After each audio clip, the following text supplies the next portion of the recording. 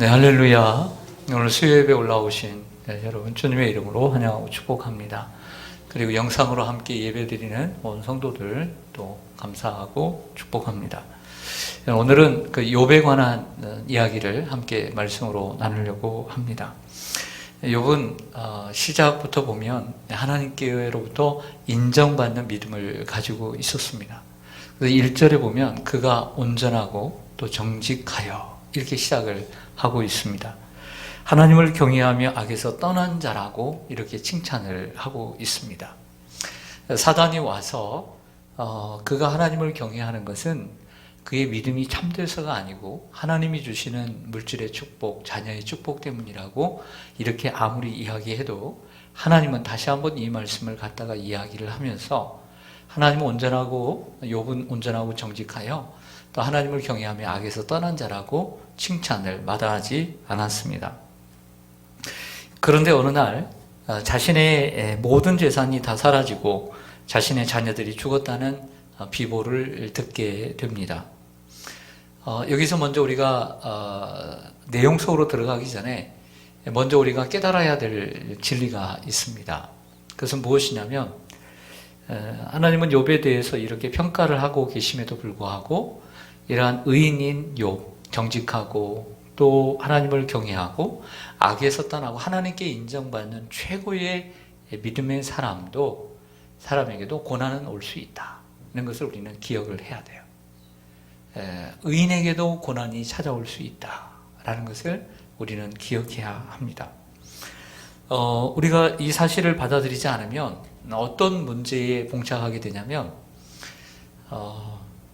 그 사람을 우리가 정죄할 수가 있어요. 이 사실을 받아들이지 않으면 그 사람을 우리가 정죄하는 죄에 빠질 수가 있다. 그리고 사단의 참소에도 취약해질 수가 있습니다. 시편 34편 19절에 보면 이런 말씀이 있습니다. 의인은 고난이 많으나 여호와께서 그의 모든 고난에서 건지시는도다. 성경은 어떻게까지 얘기하냐면 의인은 고난이 있다라고 얘기한 것이 아니라 의인은 고난이 많다라고까지 얘기를 하고 있다라고 하는 것이죠. 하나님께 귀하게 쓰임받은 바울을 생각해 봅니다. 바울이 하나님께 부름을 받고 또 헌신을 합니다. 준비 기간을 통해서 이제 하나님 나라를 위해서 열심으로 살아갈 때에 하나님을 위해서 헌신하는 사람에게는 분명히 사람은 의인일 텐데 또 의인은 믿음으로 살리라라고까지 얘기했던 바울인데 그에게는 고난이 없어야 되잖아요. 우리가 일반적으로 생각할 때. 그런데 이 바울은 우리가 알고 있는 고난만 해도 얼마나 많습니까? 먼저는 육체적인 고난이 있었어요. 육체에 가시가 있어서 하나님 앞에 특별 기도를 3번을 드렸지만 하나님은 거기에 응답하시지 않고 그 고질병을 늘 달고 살아야만 했던 것이죠. 또 바울처럼 하나님을 위해서 순전하게 일하는 사람이 어디 있습니까? 헌신적으로 대륙을 넘어서 뛰어다녔지만 그럼에도 불구하고 가는 곳곳마다 고난이었습니다. 수많은 고난들이 그를 기다리고 있었죠. 자연적인 강의 위험, 바다의 위험, 재해뿐만 아니라 사람들이 그처럼 유대인들이 정말 그림자처럼 따라다니면서 사도 바울을 괴롭게 했던 고난의 사람이었습니다. 그런데 사도 바울은 고린도후서 11장에 보면 이러한 수많은 고난들을 열거하면서 뭐라고 얘기하냐면 이 외에도 내가 주님의 교회를 위해서 염려하는 근심이 많은 사람이다. 그러니까 고난도 많은데 스스로 교회를 위해서 걱정하고 근심하는 그 걱정을 몸소 자신이 스스로 갖고 있다는 거예요. 뭔가 우리가 고난이 많으면 염려와 걱정과 근심도 하지 말아야 될 것도 안 하려고 하는 습성이 있잖아요. 그런데 주님의 몸된 교회를 위해서 근심을 가지고 있다. 이렇게 얘기를 하고 있습니다. 사랑하는 성도 여러분, 혹시 여러분에게 인생에 원치 않는 고난이 있지는 않습니까? 그리고 그 고난의 발원지가 혹 어디일까?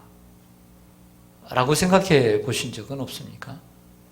혹이라도 어떤 사람이 고난을 받을 때 또 고난이 계속될 때 우리는 그 사람을 함부로 정죄하지는 않았습니까?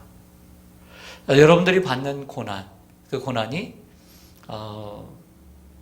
꼭 잘못해서가 아니고 또 하나님의 뜻하신 가운데, 계획 가운데 있는 고난일 수 있다라고 하는 것이죠. 하나님의 사람, 하나님의 인정받는 사람도 얼마든지 의인도 고난이 있을 수 있다는 사실을 우리가 염두에 둬야 될 줄로 믿습니다. 욥은 모든 재산을 잃고 그리고 10명의 자녀들을 하루아침에 잃었습니다. 고난이죠. 그런데 욥은 이 고난을 이겼을까요? 못 이겼을까요? 다시요. 욥은 하루아침에 모든 재산들을 수천 마리 되는 재산을 다 잃고 10명의 사랑스러운 7명의 아들과 3명의 딸들을 잃었습니다. 고난을 당했죠. 욥은 고난을 이겼습니까? 안 이겼습니까? 이겼습니다. 언제 이겼을까요? 끝장인 욥기 42장에 가서 이겼습니까? 아니면 고난을 당하는 그 순간에 이겼습니까? 언제 이겼다고 생각하세요? 고난 당하는 순간에 이겼습니다. 또 우리가 생각하기를 이렇게 생각합니다.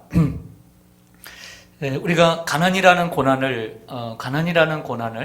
우리가 겪었다고 하십시다. 어떻게 보면 사업이 잘 되다가 부도를 맞을 수 있고 남에게 보증을 섰는데 그 보증이 잘 안 돼서 망하는 경우도 있습니다. 연예인들 보면 대부분 요즘 자주 나오더라고요. 연예인들 정말 수십억 수백억씩 벌었다가 부도당하는 그런 경험들을 가지고 있는 사람들을 봤습니다. 그런데 가난의 어떤 고난을 겪게 되면 가난의 고난은 어떻게 이길 수 있을까요?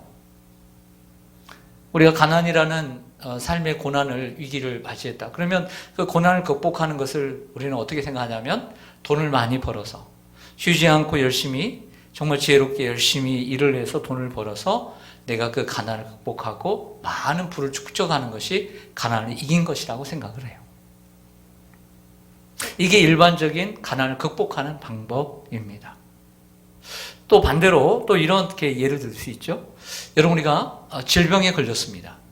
원치 않는 질고로 아파하고 병원에 갔더니 큰 병입니다.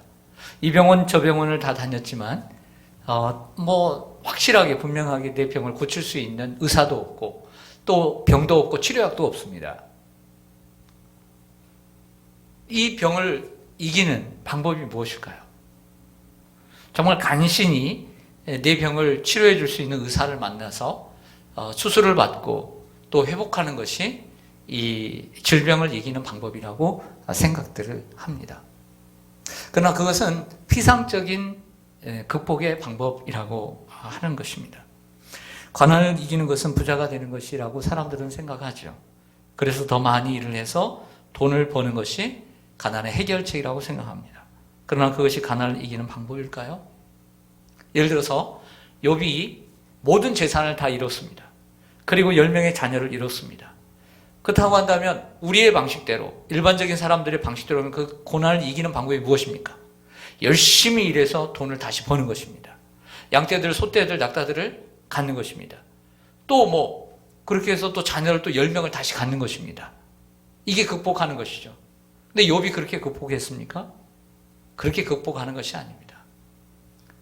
고난은 그렇게 극복하는 것이 아니죠. 욥은 어떻게 극복했습니까? 오늘 욥기 1장 20절로 한번 가보겠습니다. 1장 20절로 가보면 욥이 고난을 어떻게 극복하고 있는지를 봅니다. 욥이 일어나 겉옷을 찢고 머리털을 밀고 땅에 엎드려 예배하며 이르되 내가 모태에서 알몸으로 나와 싸운즉 또한 알몸이 그리로 돌아가올지라 주신 이도 여호와시요 거두신 이도 여호와시오니 여호와의 이름이 찬송을 받으실지니이다 하고 이 모든 일에 욥이 범죄하지 아니하고 하나님을 향하여 원망하지 아니하니라. 아멘. 묵혔습니다. 욥은 이 엄청난 고난을 이겼습니까? 못 이겼습니까? 이겼습니다. 이게 이긴 거예요. 고난 앞에서 믿음을 버리고 돈을 벌러 가고 믿음을 버리고 병이 걸렸다고 해서 병 고치러 가고 이것이 고난과 아픔을 이긴 것이 아닙니다. 그리스도인의 삶은, 그리스도인의 믿음, 이 고난을 극복하는 방법은 욥처럼 하나님을 원망하지 않고 하나님을 예배하고 그 자리에서 고난 앞에서도 하나님을 찬양하는 것입니다. 그분을 신뢰하는 것입니다. 이것이 고난을 이기는 방식입니다. 자, 못 믿으시면 사단이 하나님께 찾아와서 욥을, 하나님이 말씀하시자 욥에 대해서 얘기를 합니다. 욥이 결국 시험하여서 하나님께 맡기셔서 욥이 머리를 짜내서 한 것이 이런 것이었습니다. 그럼 결과적으로 사단이 욥을 시험해서 고난을 줬는데 사단의 목적이 무엇입니까? 하나님을 욕하고 하나님을 원망하는 것이 사단의 목적이었던 것이죠. 그러므로 욥이 받는 고난을 욥이 극복하는 길은 부자가 되는 것이 아니라, 자녀를 다시 갖는 것이 아니라, 사단이 원래 가지고 있던 목표, 하나님 원망하고 욕하고 죽을 수 있는 그런 사람이 되는 것이기 때문에 결과적으로 욥이 하나님을 찬양하고 엎드려 경배하며 입으로 원망하지 않았기 때문에 결국에는 진정한 고난을 극복한 사람인 것이죠. 할렐루야. 그러므로 눈에 보이는 고난, 가난, 질병을 이겼다고 해서 이긴 것이 절대 아니에요.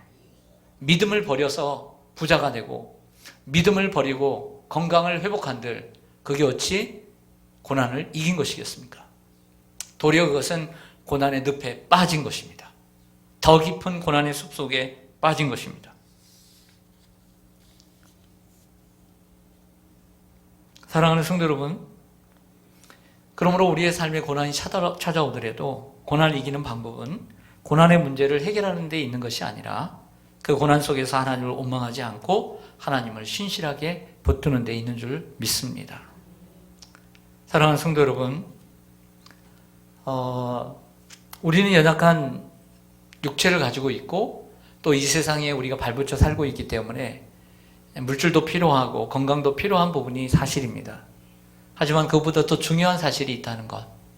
우리가 그렇게 하나님을 믿는다라고 한다면 우리는 다른 종교를 믿는 것 사람들과 별반 다를 것이 없다고 생각해요. 하나님을 아는 지식은 바로 그런 지식이 아니기 때문이죠. 욥은 고난 앞에서 자신의 믿음을 지켰습니다. 그리고 고난을 이겨갑니다. 예를 들어서 교회 오빠라고 하는 영화 다큐멘터리로 나왔다가 영화로도 나왔던 그 집사님을 보면 결국에는 암이 걸리고 아내도 암이 걸리고 어머니도 안타깝게 세상을 떠납니다.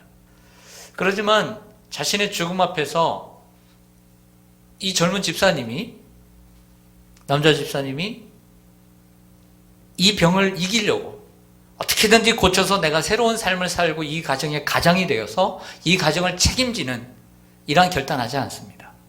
죽음을 받아들입니다. 하나님 앞에 살려달라고 기도도 했겠지만 그런 기도 많이 하지 않습니다. 그 죽음을 받아들입니다. 그러면서 그 죽음과 연연하지 않고 남은 생애 동안 이런 결단을 하죠. 내가 하나님을 그리스도를 더 닮아가는 사람이 되겠노라. 내가 주님 앞에서, 신실하신 주님 앞에서 나 또한 주님 앞에 이 질병과 고통 앞에서 내가 하나님 앞에 더 신실한 사람으로 살다가 주님 앞에 서리라. 그래서 영화가 됐던 거죠. 만약 단순히 병을 고쳐서 한다면 그것은 일반적인 믿음인 것이죠. 영화화할 수 있는 가치가 없는 것이죠. 그러므로 질병을 이기는 것은 질병을 극복하고 다시 삶을 회복하는 것 그 이상으로 그 고통 속에서도 하나님에 대한 신실한 믿음을 갖고 거기서 병에 집착하는 것이 아니라 주님이 나에게 원하시는 뜻을 받아들이며 진정한 그리스도의 제자로 살아가게는 교회 오빠가 됐던 거죠. 이 시대의 욥이 아닌가 생각을 합니다. 이렇게 사단이 실패로 돌아가자 사단이 두 번째 다시 한번 시도를 하죠. 그래서 하나님께 얻어낸 것이 뭐냐면 건강, 몸에 대해서 칠 수 있도록 했던 것이죠. 그러나 하나님은 조건을 답니다. 생명은 건드리지 말아라. 이때 욥의 건강을 사단이 침으로써 머리끝에서 발끝까지 온 몸이 이렇게 마치 종기로 고통을 받게 됩니다. 이때 욥의 아내가 참고 있다가 고통당하는 욥을 찾아가 하는 말을 오늘 욥기 2장 7절과 10절에서 한번 보시죠. 욥기 2장 7절부터 보시면 사탄이 이에 여호와 앞에서 물러가서 욥을 쳐서 그의 발바닥부터 정수리까지 종기가 나게 한지라. 욥이 제 가운데 앉아서 질그릇 조각을 가져다가 몸을 긁고 있더니 그의 아내가 그에게 이르되 당신이 그래도 당신의 자기의 온전함을 굳게 지키느냐 하나님을 욕하고 죽으라. 여기 멘트가 아내의 멘트예요. 당신이 그래도 자기의 온전함을 굳게 지키느냐 하나님을 뭐하고 죽으라? 욕하고 죽으라. 이게 아내의 멘트예요. 그러자 욥이 대답합니다. 그대의 말이 한 어떤 여자의 말과 같다. 어리석은 여자의 말과 같도다. 우리가 다 하나님께 복을 받았은즉 화도 받지 아니하겠느냐 하고 이 모든 일에 욥이 입술로 범죄하지 아니하니라 고 했던 것이죠. 욥과 욥의 아내의 차이가 무엇일까요? 욥과 욥의 아내의 차이가 무엇이길래 이런 말의 차이를 가져왔던 것일까요? 욥의 아내는 욥을 찾아가 욥의 신앙을 비난합니다. 욥의 아내 입장에서 볼 때 하나님을 욕하지 않는 남편이 불만이었던 것이죠. 이만큼 되면 하나님을 욕하고 정말 죽을 만한 하나님께 좀 원망 좀 해야 되는 게 좀 인간으로 보였던 것 같아요. 인간성이 좀 있어 보이잖아요. 아내의 말을 들은 욥은 아내를 향해 대답을 합니다. 이 대답이 대단히 중요합니다. 욥의 대답이 대단히 중요하죠. 왜냐하면 이 대답이 욥의 신앙 고백이기 때문입니다. 먼저 아내는 아내를 가리켜 어리석다라고 얘기를 합니다. 어리석다. 시편 13편에 보면 어리석은 자는 하나님께 대하여 이렇게 어리석은 자는 하나님이 없다라고 하죠. 이 책망 속에는 영적인 교훈들이 있습니다. 먼저는 욥과 욥의 아내는 평상시에는 일반 아무 일이 없을 때 그냥 행복할 때는 평안할 때는 별 차이가 없다는 것이죠. 근데 언제 차이가 나느냐? 고난이 생기고 문제가 생길 때 진정한 신앙과 그렇지 못한 신앙은 차이가 드러난다. 이렇게 볼 수가 있습니다. 어떤 차이냐면 결국에는 하나님에 대한 지식에 대한 차이예요.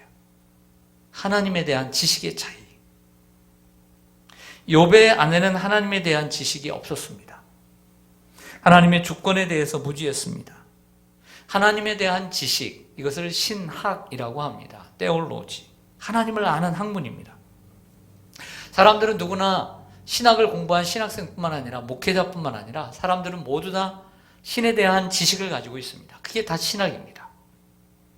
그러나 욥의 아내는 잘못된 신학을 가지고 있었습니다. 그러므로 우리가 신앙생활을 하면서 하나님을 바르게 아는 것이 대단히 중요합니다. 하나님을 바르게 아는 것. 이게 신앙이고 신학이라고 할 수가 있습니다. 결국 욥의 아내는 하나님을 바르게 아는 것, 하나님에 대한 지식들이 중요하다는 것이 숨겨져 있어요. 욥의 풀 수 없는 미스터리 같은 이러한 고난 속에서 결국에는 무엇을 숨겨놓고 있냐면 하나님이 누구인가에 대한 숙제가, 수수께끼가 숨겨져 있는 것과 같은 것입니다.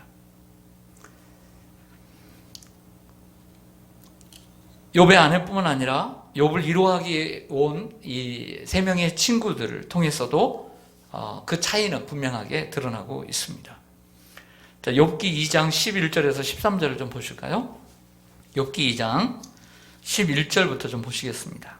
자, 욥의 아내의 이야기가 끝나고 욥의 중심 대목이 되는 욥의 세 친구들이 등장합니다. 11절. 그때 욥의 세 친구 세 사람이 이 모든 재앙이 그에게 내렸다 함을 듣고 각각 자기 지역에서부터 이르렀으니 곧 대만 사람 엘리바스, 제일 나이 많은 사람이죠. 그 다음에 수아 사람 빌닷, 나아만 사람 소발. 그들이 욥을 이문하고 위로하려 하여 서로 약속하고 왔다. 눈을 들어 멀리 보매 그가 욥인 줄 알고 어렵게 되었으므로 그들이 일제히 소리질러 울며 각각 자기의 겉옷을 찢고 하늘을 향하여 티끌을 날려 자기의 머리에 뿌리고 밤낮 7일 동안 그와 함께 땅에 앉았으나 욥의 고통이 심함을 보므로 그에게 한마디도 말하는 자가 없었더라. 여러분, 우리가 어떤 사람을 위로하고 왔을 때, 위로하러 갔을 때 적어도 한마디 정도는 할 수 있어요. 그런데 지금 욥이 당한 고난이 너무나 컸기 때문에, 무겁기 때문에 한마디 일주일 동안 입을 열 수가 없을 정도로 욥의 모습이 처참했던 거죠.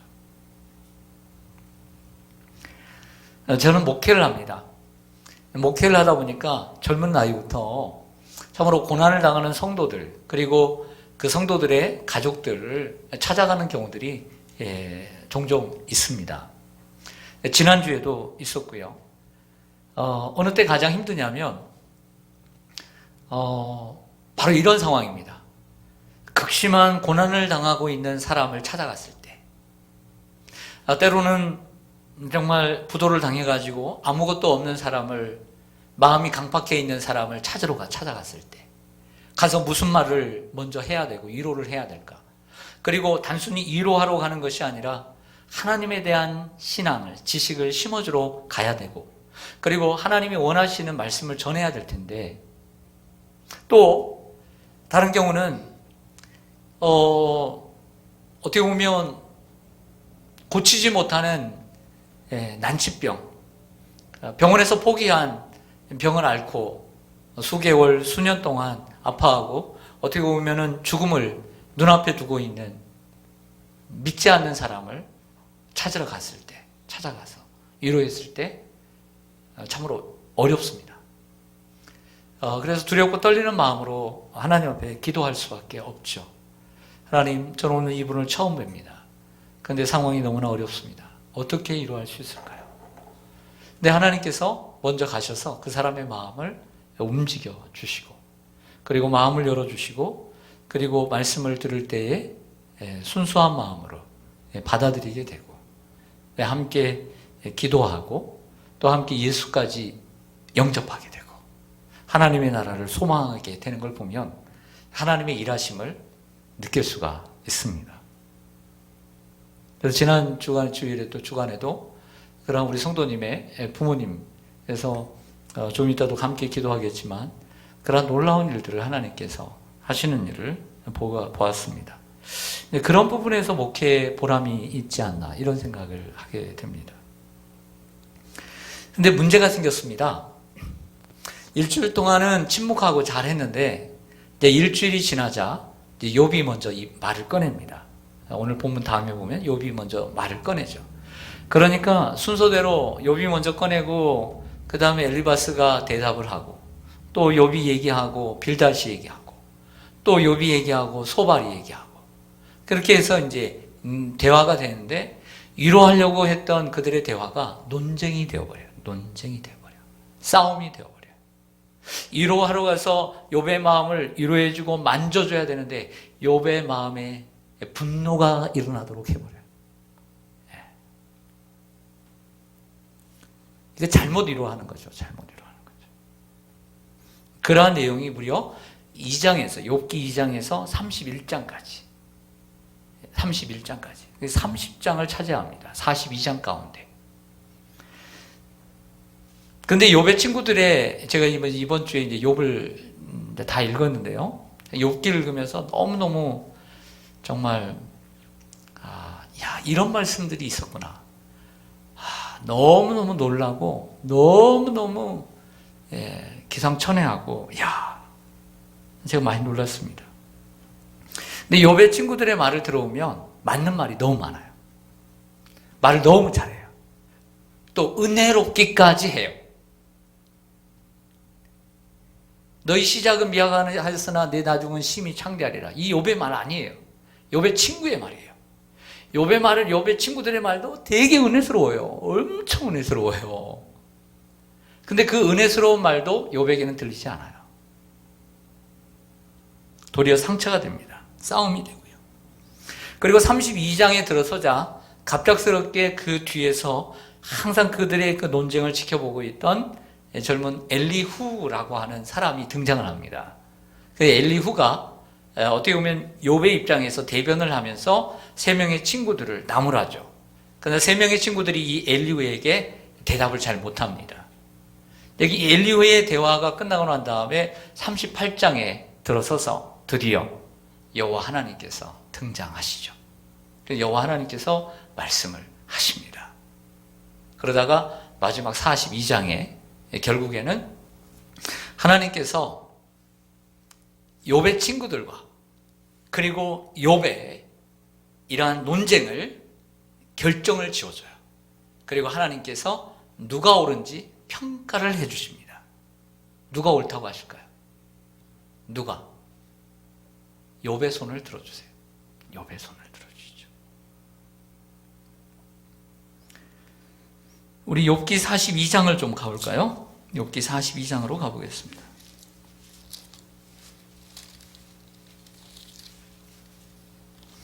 욥기 42장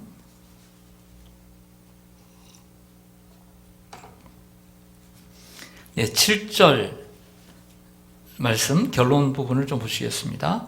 욥기 42장 7절 보시면 여호와께서 욥에게 이 말씀을 하신 후에 여호와께서 대만 사람 엘리바스에게 이르시되 내가 너와 내 두 친구에게 노하나니 뭐 했다고요? 노했다. 노했다는 건 뭐예요? 진노하고 분노하고 화를 내나니 이는 그 이유는 이게 여기 대단히 중요해요. 밑줄 그으세요. 너희가 나를 가리켜 말한 것이 내 종 욥의 말같이 옳지 못함이라. 다시요. 너희가 나를 가리켜. 이 나가 누구예요? 하나님을 가리켜 말하는 것이 결국에는 이들의 말 속에 하나님은 이런 분이다라고 얘기를 계속했다는 거예요. 욥의 친구들이 엘리바스와 빌닷과 소발이 하나님은 이런 분이다 계속 얘기를 했고 또 욥 또한 얘기를 했습니다. 하나님은 이런 분이다 이렇게 논쟁을 했다는 거예요. 그런데 욥의 말같이 너희들의 말이 옳지 못하다라고 얘기를 합니다. 8절에도 보면 그런즉 너희는 수소 7과 순양 7을 가지고 내 종 욥에게 가서 너희를 위하여 번제를 드리라. 내 종 욥이 너희를 위하여 기도할 것인즉 내가 그를 기쁘게 받으리니 너희가 우매한 만큼 여기도 우매하다라고 그래요. 너희가 뭐하다? 우매하다. 아까 좀 전에 우매하다, 어리석다 누구에게 했던 말이에요? 그렇죠. 욥이 욥의 아내에게 했던 말이에요. 인클루지가 되잖아요. 앞에 1, 2장에서 서론 부분에서 어리석다라고 얘기를 했지만 이 어리석다라고 하는 것은 욥이 하나님을 대신해서 이 여인이 하나님을 대하는 모습이 어리석다라고 대답을 하고 마지막 장에는 하나님께서 친히 3명의 이 사람들이 지금까지 했던 논쟁에 대해서 그들을 우매하다, 어리석다라고 얘기를 하는 것이죠. 너희가 우매한 만큼 너희에게 갚지 아니하리라. 이는 너희가 나를 가리켜 말한 것이 내 종 욥의 말같이 옳지 못함이라. 2번이나 반복하고 있습니다. 너희가 나를 가리켜 하나님을 가리켜 말한 것이 욥과 같이 옳지 못하다. 그럼 누가 옳다는 거예요? 그렇죠. 욥이 하나님에 대해서 말한 것이 옳다라고 욥의 손을 들어주고 있는 것을 보게 됩니다. 즉 다시 얘기해서 욥이 알던 하나님의 지식이 옳고 욥의 세 친구들이 알고 있던 하나님의 지식은 옳지 못하다. 이렇게 말할 수가 있는 것이죠. 다시 처음으로 돌아가 예를 들어서 욥의 아내는 남편이 욥에게 뭐라고 얘기하냐면 계속해서 너희 온전함을 지키느냐 이렇게 얘기를 하고 있습니다. 그러면서 하나님을 욕하고 죽어라 고 말했던 것이죠. 하나님을 욕하라고 하는 것은 하나님은 나쁜 분이다. 옳지 못한 분이다. 그 하나님 나쁜 분이다. 이렇게 욕을 하라는 것이죠. 즉 욥의 아내는 하나님의 선하심에 대한 믿음이 없었습니다. 하나님의 선하심에 대한 믿음이 없었다는 것은 하나님에 대한 바른 지식이 없었다는 것을 가리킵니다. 신학을 하다 보면 항상 1학년 때 신학교나 신학대학원이나 항상 신론을 배우게 됩니다. 조직신학에서 신론을 배울 때에 뭘 배우게 되냐면 하나님이 누구인가에 대해서 배우게 돼요. 그럴 때 하나님이 어떤 분이냐를 쭉 얘기를 창조주고 구속주고 섭리주고 심판주고 배우지만 하나님이 누구냐를 배울 때 배우는 것이 뭐냐면 하나님의 공유적 속성과 비공유적 속성이라는 것을 배우게 됩니다. 하나님의 공유적 속성이라는 것은 하나님과 우리 인간이 함께 공유한 속성이 무엇인가를 얘기를 하고 비공유적 속성은 하나님과 인간 사이에서 인간은 없는데 하나님에게만 있는 속성을 얘기를 합니다. 사실은 우리가 신학교에 가면 아니면 여러분들도 많이 배우셨을 거예요. 이러한 지식들이 아무것도 아닌 것 같지만 실제적으로 오늘 이 욥기 속에서 적용이 하나씩 다 되고 있는 거예요. 하나님이 어떤 분이라는 것을. 거기에 하나님의 속성 가운데 선이라는 게 나옵니다. 하나님은 선하신 분이다. 또 하나님은 사랑이시다. 하나님은 공의로우시다. 라는 것이죠. 즉 욥의 안에는 하나님의 대한 지식이 바르지 않았던 것입니다.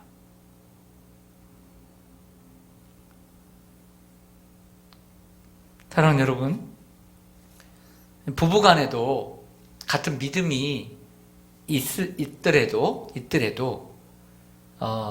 어떤 사고와 사건을 두고 또 남편이 욥처럼 잘 안 될 수도 있고요, 풀리지 않을 수도 있고 계속 문제가 생길 때 욥의 아내처럼 함부로 말해서는 안 됩니다. 함부로 판단해서도 안 될 것입니다. 사실 부부간에 같은 믿음이 있으면 참 좋을 것 같아요. 근데 반대로 같은 믿음을 가지고 있지만 믿음의 차이가 있을 때 참 답답한 것을 느낄 것 같습니다. 더 나아가서 한 분은 믿음이 있는데 부부 중에, 그러니까 한 분은 믿음이 없을 때 참 답답할 것 같아요. 그래도 답답해도 그가 하나님을 모르기 때문에 그런 부분도 있기 때문에 여러분들이 이해하시고 또 잘 이끌어 주시기를 바랍니다. 또 더 나아가서 욥과 세 명의 친구들의 신학적인 차이가 있습니다. 사실은 논쟁, 2장부터 31장까지 했던 이 수많은 논쟁의 핵심이 뭐냐면 결과적으로 이런 거 아닙니까? 욥이 이 많은 고난을 당한 원인이 무엇인가? 그것은 뭐냐면 욥의 친구들의 입장에서 계속해서 얘기했던 것은 결국엔 너희가 너의 죄로 인해서, 너의 죄 때문에, 너의 죄로 말미암아 바로 내가 이렇게 고난을 당한 것이다 라고 얘기를 하는 거예요. 계속해서.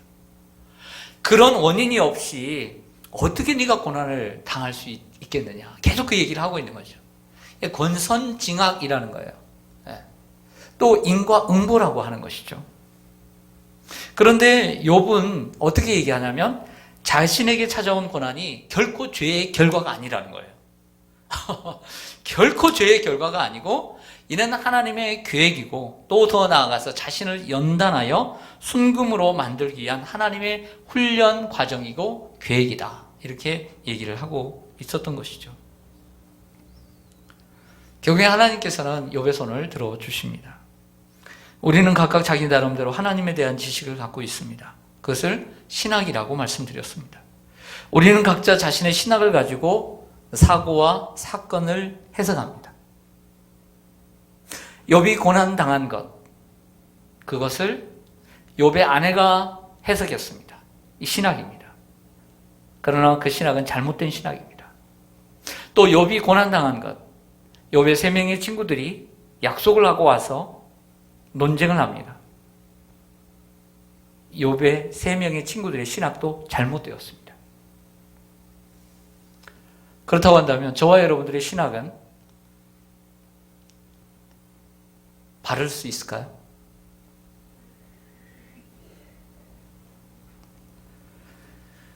우리들이 하나님에 대한 지식, 우리가 가지고 있는 아니면 어느 사고와 사건 속에서 해석하는 것을 통해서 우리가 하나님에 대한 바른 지식, 여러분들 우리가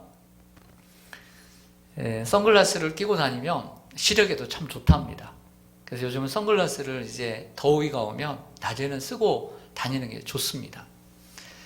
그런데 우리가 빨간 선글라스를 쓰게 되면 세상이 빨갛게 보이고 파란색을 끼고 있으면 세상이 파랗게 보이는 것처럼 우리가 어떤 신학을 가지고 있느냐에 따라서 삶은 해석되는 거예요. 그럼 바른 신학을 가지고 있는 것이 대단히 중요합니다. 각자 우리가 가지고 있는 신학은 우리의 입에서 나오는 말로 알 수 있어요. 뭘로 알 수 있다고요? 말로 알 수 있어요. 여러분들의 신학, 여러분들이 입에서 나오는 말로 알 수 있어요. 어떤 말로 알 수 있는지 아세요? 사고와 사건, 그 상황을 해석하는 여러분들의 말을 통해서 여러분들이 하나님에 대해서 어떻게 알고 있는지 훤히 알 수 있어요.